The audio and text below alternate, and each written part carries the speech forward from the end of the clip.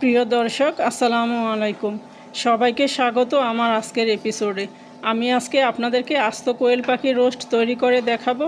খুব অল্প সময়ে এবং সহজে কিভাবে আপনারা বাসায় তৈরি করতে পারেন সেই রেসিপিটাই আজকে আপনাদের সাথে শেয়ার করব। আশা করি আপনাদের কাছে ভালো লাগবে। এখানে আমি নিয়েছি 5টা কোয়েল পাখি। এগুলোকে ধুয়ে ভালো করে পরিষ্কার করে নিয়েছি। এখন এর মধ্যে দিয়েছি 1 চা চামচ আদা রসুন বাটা, পরিমাণ মতো লবণ, আধা চা চামচ মরিচের গুঁড়া আর অল্প একটু হলুদের গুঁড়া দিয়ে এখন এর মধ্যে দিচ্ছি আমি 1 টুকরা লেবুর রস। লেবুর রসটা আপনারা অবশ্যই দেওয়ার চেষ্টা করবেন, এতে করে কোয়েলের যে একটা স্মেল আসে ওইটা থাকবে না। এখন সব কিছুকে আমি হাত দিয়ে ভালো করে মেখে নিচ্ছি।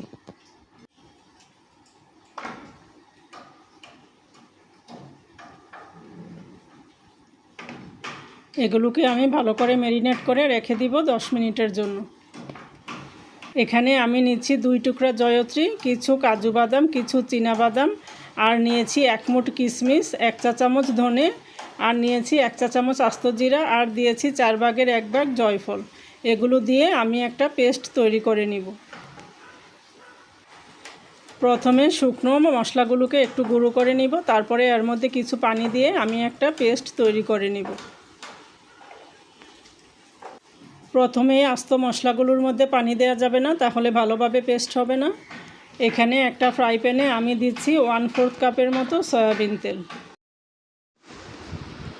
তেলটা গরম হয়ে আসলে এর মধ্যে আমি কোয়েল পাখিগুলোকে দিয়ে দিচ্ছি। এক পাশ হয়ে গিয়েছে, এখন আমি অপর পাশটা উল্টে দিচ্ছি।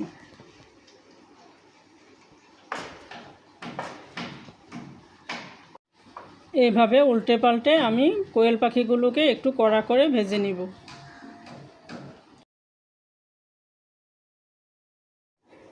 আমার ভাজা হয়ে গিয়েছে, এখন আমি এগুলোকে উঠিয়ে নিচ্ছি।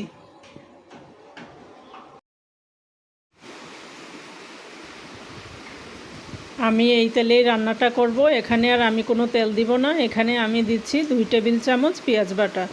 পেঁয়াজ বাটাটা দিয়ে একটু ভালো করে আমি কষিয়ে নিচ্ছি।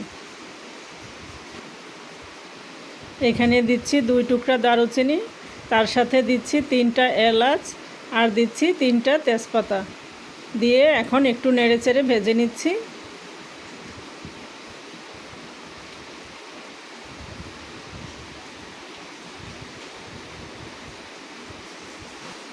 এখানে আমি দিচ্ছি 1 চা চামচ রসুন বাটা, তার সাথে দিচ্ছি 1 চা চামচ আদা বাটা দিয়ে এখন সব কিছুকে আমি আরও 2-3 মিনিট ভালো করে মশলাটাকে কষিয়ে নিয়েছি। এখন এখানে দিচ্ছি আধা চা চামচ হলুদের গুঁড়া, আধা চা চামচ মরিচের গুঁড়া। আমি এখানে বেশি হলুদ মরিচ দিব না, যেহেতু আমি প্রথমে ম্যারিনেট করার সময় হলুদ মরিচ দিয়েছিলাম। এখন এখানে অল্প একটু পানি দিয়ে মশলাগুলোকে আমি আরও একটু ভালো করে কষিয়ে নিয়েছি। এখন এখানে দিচ্ছি পরিমাণ মতো লবণ। মশলাগুলোকে আমি ভালো করে কষিয়ে নিয়েছি। এখন এর মধ্যে আমি দিয়ে দিব যেই পেস্ট করে রেখেছিলাম মশলাটা, ওই মশলাটা এখানে দিয়ে দিচ্ছি।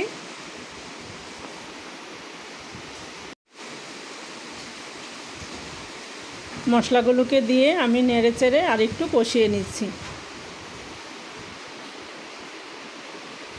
যে কোনো রান্নায় আপনারা মশলাটা যত ভালো করে কষাবেন এর টেস্টটা অত বেড়ে যাবে। এখন এখানে ব্লেন্ডারটা ধুয়ে আমি পানি দিয়ে দিচ্ছি, দিয়ে আমি আরও ভালো করে মশলাগুলোকে কষিয়ে নিব। এখন এর মধ্যে আমি দিচ্ছি আধা কাপ টক দই। তো টক দইটাকে আমি ফেটিয়ে নিয়েছি। এখন এর মধ্যে আমি কোয়েল পাখিগুলোকে দিয়ে দিচ্ছি। আপনারা দইটা দেওয়ার আগে অবশ্যই একটু ভালো করে ফেটিয়ে দিবেন, তা না হলে দানা দানা থেকে যাবে, খেতে ভালো লাগবে না।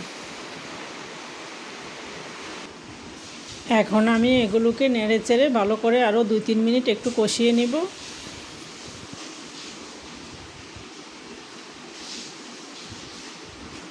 এখন এর মধ্যে দিচ্ছি আমি 1 কাপ দুধ। আমি এখানে কোনো পানি দিব না, দুধ দিয়ে রান্নাটা শেষ করব।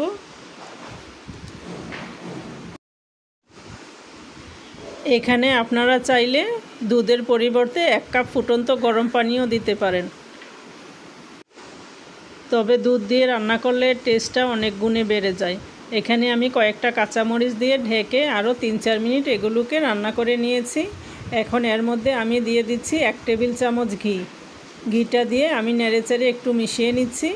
রান্নাটা আমার কমপ্লিট হয়ে গিয়েছে। উঠানোর আগে আমি 1 চা চামচ চিনি দিয়ে সব কিছুকে নেড়েচেড়ে মিশিয়ে নিচ্ছি। এখন আমি আপনাদেরকে পরিবেশন করে দেখিয়ে দিচ্ছি।